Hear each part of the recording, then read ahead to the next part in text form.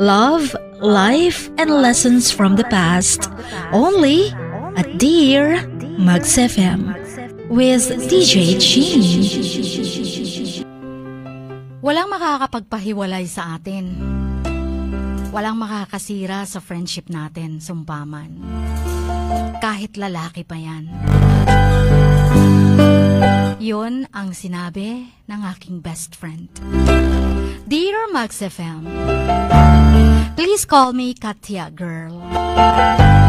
At meron akong best friend. Itago na lang natin sa pangalang Beshi, Liza. Dati kaming magkapit-bahay ni Liza. Pareho kaming lumaki sa isang slum area. Pero nung nag-high school na, nag-iba na ang aming mga tahanan. Pero naging magka-classmates naman. Hanggang sa naging mag-best friends.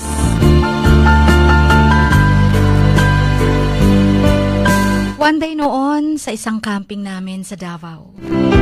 High school pa lang kami. Meron kaming naging crush. Kahit pareho ang crush namin, at patay na patay kami doon sa lalaking yon. Sinabi niya sa akin na walang sino mang lalaki ang makakasira sa friendship namin. Hindi niya daw ako ipagpapalit as her best friend. Ganon din naman ako sa kanya. May minsan lang naman kami makakatagpo tayo or tayo ng isang best friend na ituturing mong parang kapatid na. Yun bang we were simply inseparable? Hindi mo kami mapapahiwalay. Saan ang isa, nandun ang isa. Kakain ng isa, kakain din ng isa. Magkasama sa lahat ng organizations, mga clubs. Kung may mga activities sa school, palagi kaming partner. Akala nga ng iba, twins kami. Pero hindi, magbeshi lang kami. Pero sabi nga nila, halos magkapalitan na kami ng mukha. Dahil lagi kaming magkasama. And we had always done everything together. Partner in crime, partner sa mga kalokohan. Kahit meron kaming mumunting mga differences, hindi naman naging sagabal yun sa aming friendship. Marami na mga bagay na pinagkakasunduan namin. At isa na doon, ang parehong ideal man namin. Pero nung patapos na ang high school, doon nagsimula ang isang pagsubok sa friendship namin. Kung ikukumpara, at hindi naman sa pagmamayabang, ako yung mas smart daw sa kanya. Mas matalino. Medyo sporty girl ako, pero siya, hate na hate niya ang sports. Mas friendly akong tao, pero siya, medyo aloof sa mga kaklase. Parang introvert ba? Sabi nila, mas maganda ako kesa sa beshi ko.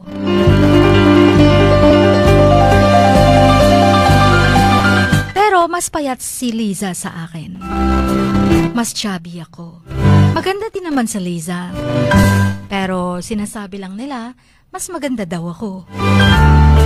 At yung pagiging slim niya, that was all about her na better than me. Pero lahat ng mga kaklase ko, mga taong nasa paligid ko, para sa kanila, she's more beautiful than me. She is smarter than me. And she is more interesting than me. Ewan ko ba? Bakit nila kami pinagkukumpara? Baliwala lang naman sa akin yon. Hanggang sa papalapit na ang graduation namin. Naging mentor namin sa school. Ang naging crush namin doon sa Davao. Anak kasi siya ng principal. Doon na nagbakasyon at naging mentor. Grabe ang tilian ng mga girls. Kapag nakatalikod, bulong-bulungan. Lahat na yata ng mga kababaihan doon crush ang anak ng aming principal. Itago na lang natin sa pangalang Carlo. Pero itong si Carlo, masyadong friendly kay Liza. Pero sa akin, mukhang snob siya. Parang hate niya ako. Ayaw niyang tumingin sa mga mata ko kahit tinitingnan ko siya. Tapos nakikita ko na mukhang naging mas malapit na siya kay Liza. Parang nagkamabutihan na sila at naging magkaibigan na talaga sila. And so their friendship grew stronger and stronger. Then later on, when I became friend na rin doon kay Carlo, dahil din kay Liza, ipinakilala niya at lagi niya ring sinasama. And I realized na hindi pala ako hate ni Carlo. Matalino si Carlo. Ang galing magsalita. Kaya naging mentor Anak ba naman ng principal? Pero nagtataka lang ako. Kasi kahit na masyadong nagsusuplada si Liza, tinatawanan niya lang. Parang mas naaaliw pa siya. Until I realized na sa pag-uusap namin ni Liza, she had been faking a personality kapag kaharap si Carlo. Hindi ko alam kung bakit. Parang nag-iibang Liza sa paningin ko. Kapag kausap niya si Carlo, kapag magkasama sila. Sa isip ko, naiingit ba ako kay Liza? Nagsiselos ba ako? Crush lang naman. Pero this guy, Carlo, meant nothing to either of us naman as best friends. Pero I realized that it was the beginning of something terrible. Mas may malalim palang dahilan sa Liza. Alam mo yung hate na hate ko yung mga sinungaling. Sabi kasi ni Liza, wala siyang pagtingin kay Carlo. Crush niya, oo, pero hindi daw si Carlo yung tipong makakapaghiwalay sa amin bilang mag-best friends. Yung bang tipong makakasira sa friendship namin. But Liza knew that but still she began to lie about everything. Nagsinungaling siya sa akin. Gustong-gusto pala niya si Carlo. Kaya pala simula nung naging magkaibigan na din kami ni Carlo, hindi niya na ako sinasama. Kasi nakikita niya na napapalapit na rin si Carlo sa akin. Yung mga interesting things about stuff and all na hate niya sa akin. Sabi niya, marami din daw mga bagay na hate niya kay Carlo. But I realized what she hated suddenly turned to love. Kasi, yung mga bagay na hate niya, gustong-gusto ni Carlo. Kaya sinimulan niya na ring mahalin, tanggapin, at gawin. I never realized that my best friend, Liza, was so fake. Pero in-ignore ko lang yon, binaliwala ko lang. Pero masyado akong nagwo-worry at nagbabother. It started bugging me when she began getting all the attention of Carlo. Yung attention na dapat sa akin napunta, ay napunta sa kanya. Inaagaw niya lagi. Yung gustong-gusto pala ni Carlo na imbitahan ako, siyang naging tulay ni Carlo para sabihan na niyayaya ako ni Carlo. Kumain sa labas, mag-skating daw. Pero hindi nakakarating sa akin. Lagi niya palang sinasabi, busy ako. Kaya siya na lang daw. Sila na lang daw. In other words, kung nagsiselos man at naiinggit si Liza sa akin, I also started being jealous of her. Na-underestimate ko yata sarili ko. And even thought that maybe I was always wrong in judging Liza, na fake siya. Dahil lang siguro nagsiselos ako, kaya nasasabi kong fake siya. Kilala ko kasi si Beshi. Kilalang kilala. Kaya lahat ng ginagawa niya ay bago sa akin. Lahat ng kasinungalingan niya ay dahil kay Carlo. Di ko alam if dapat ko ba siyang kausapin about it. I mean, what if she got offended about it? Tapos mag-aaway lang kami. Tapos masisira ang friendship namin. And that was all that stopped me from telling her kung ano ang nararamdaman ko, kung ano ang napapansin ko. But it was a strong reason na naiinggit ako sa kanya at siguro'y siya din sa akin. Inignore ko lang. Sabi ko baka magbabago ang lahat. Baka in love na nga lang siya talaga kay Carlo. Kaya nagbago na siya. Pero natapos din ang pagmumuni-muni ko.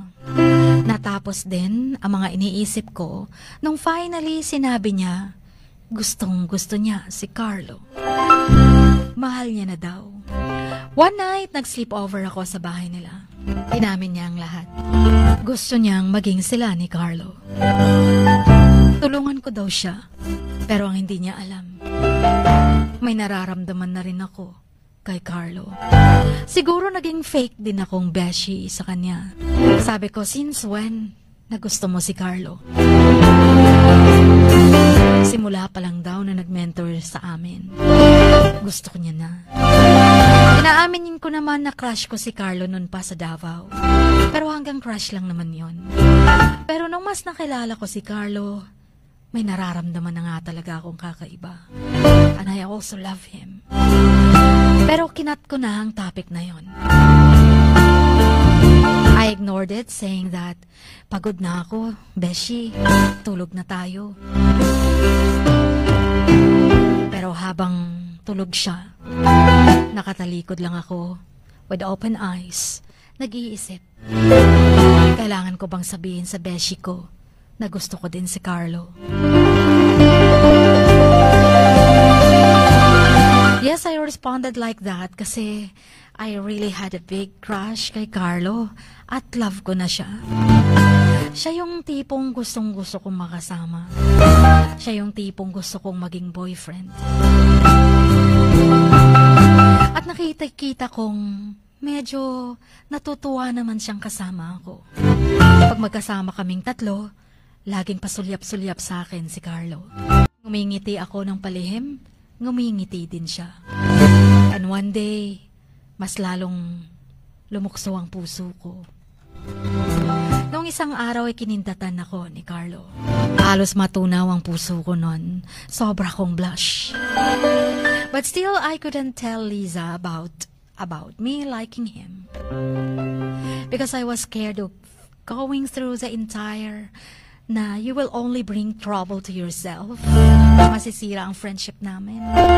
Mawawalan ako ng best friend. Pero bakit ang tapang na sabihin ni Lisa sa akin na gusto niya si Carlo? Dahil ba ang akala niya wala akong gusto?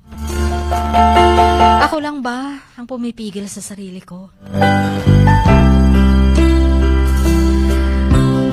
After that sleepover, at pag-confess niya na gusto niya nga talaga si Carlo, madali na akong mainis sa kanya. Dahil nalaman ko din na may mga invitations na pinipigilan niya at hindi niya sinasabi sa akin. Kaya madali na akong maanoy. And every time we hung out together, ang lagi niyang sinasabi at pinag-uusapan namin ay si Carlo. At nasasaktan ako na nakikinig sa kanya. It really hurt to listen to her and know that she is getting all the attention from Carlo. Hanggang sa nagpa-practice na kami ng graduation namin. Medyo hindi na ako masyadong sumasama sa kanilang dalawa. Hinayaan ko na. Sabi ko, mas mahalaga ang friendship.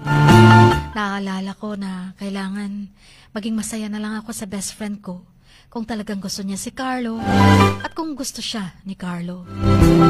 Although wala pa naman akong nababalitaang nililigawan siya.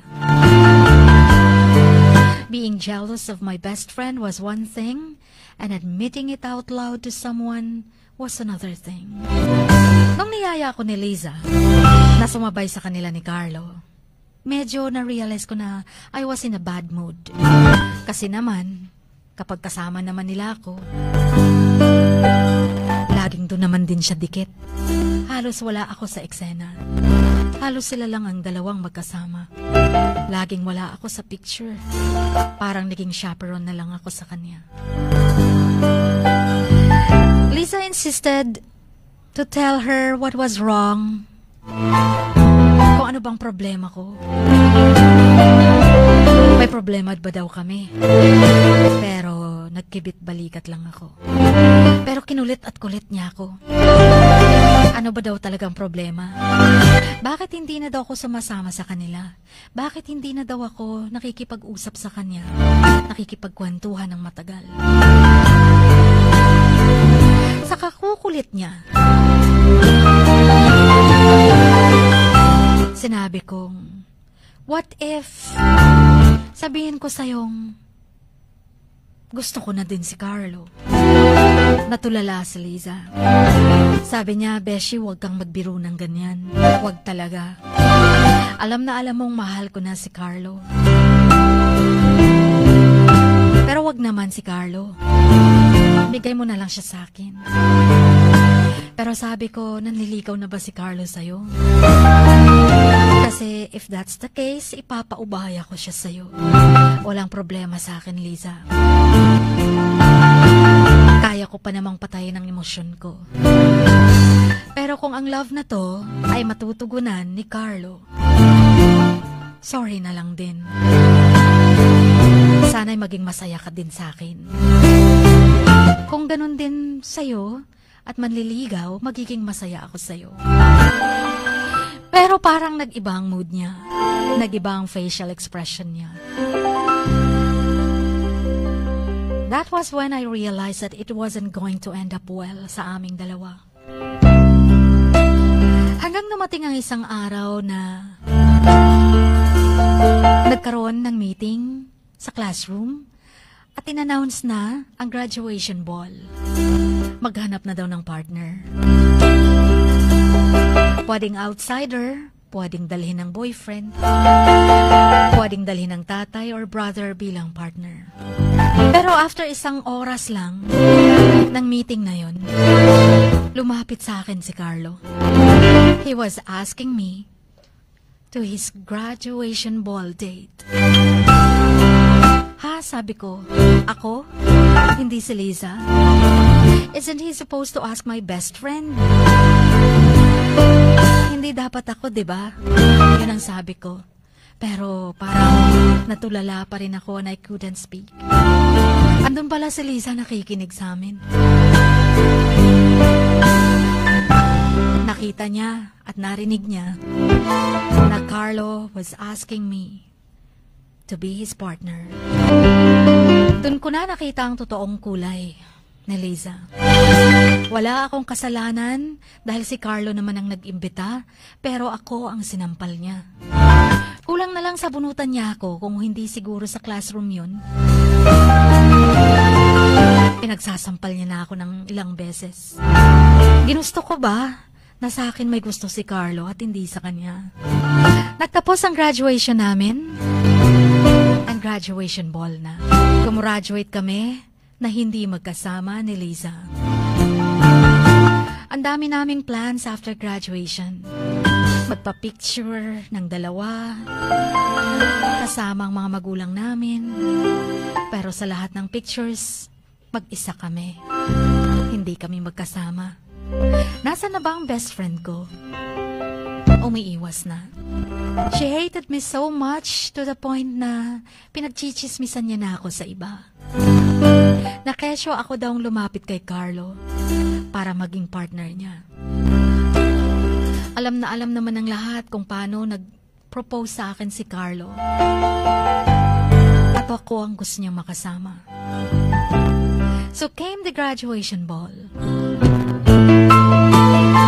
Magkasama kami ni Carlo papasok.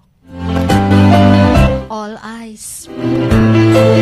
May nagbubulungan, may nagpapalakpakan, may nakangiti. Pero sa bandang gilid ng mga mata ko, nakita ko si Liza. Nakangiwi. Galit na galit ang mga mata. Nakakapaso. Pero hindi ko pinansin yun. Sinubukan kong lapitan siya at kasama si Carlo. Para magbati na kami, mag-reconcile kami.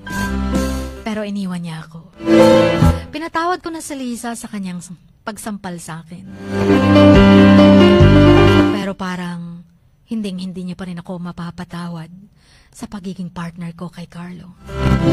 Anong magagawa ko kung ako ang liligawan ni Carlo at hindi siya? I was willing naman na i-give up si Carlo para sa kanya. Yan ay kung mahal nga siya ni Carlo. Pero hindi For the sake of friendship at sa pagiging pag-best friend namin, kaya kong i-give up ang sabi ko sa kanya. Pero alam mo ba kung anong nakuha ko ulit? Isang sampal na naman at mas malakas pa. And years passed by, 2 years na. Kami pa rin ni Carlo. But I never made an attempt to get that friendship back with Liza. Kasi naman, ayaw niya. And it all happened because I was jealous of my best friend and she was jealous of me. Chin, tama ba na hindi na ako nakipagbati sa kanya? I already made a lot of attempts. Pero ngayon masaya ako sa piling ni Carlo. And we're talking about wedding na nga Feeling ko siya nang tinadhana para sa akin. Gusto ko sana maging maid of honor si Liza, pero baka maging malaking insulto sa kanya. Tama bang makipagbati ako sa kanya at hindi ko titigilan hanggang hindi niya ako patatawarin? Or hahayaan ko na lang siya? Magkaroon ng ibang buhay at ibang friends kasama siya. Hanggang dito na lamang, patawarin niyo ako sa haba ng story ko. Ang inyong kamags, always, Katya Girl.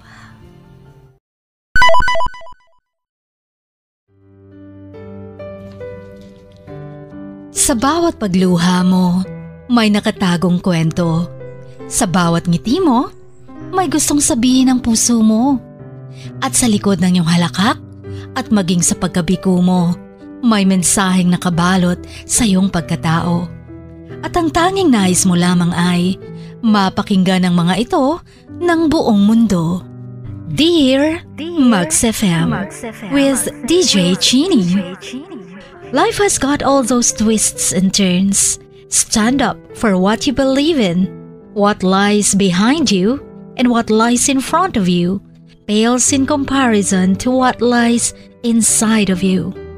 Dear Max FM with DJ Chini. Sabi nga nila, ang pagsusulat kapag masyado mong diniinan hanggang sa susunod na pahina ay nagmamarka.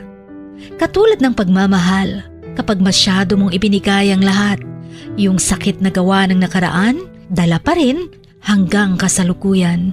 Dear Max FM, you own your story and you are the author of your own book of life. Don't let others write your script, but let others hear your story and make them inspired. Kaya sumulat na, maging bahagi ng aming programa. Dear Max FM with DJ Chini tuwing Lunes hanggang Biyernes, 1:00 hanggang 3:00 ng hapon sa Max News FM, Sock Sargent. Love, life, and lessons from the past only at Dear Max FM with DJ Chini.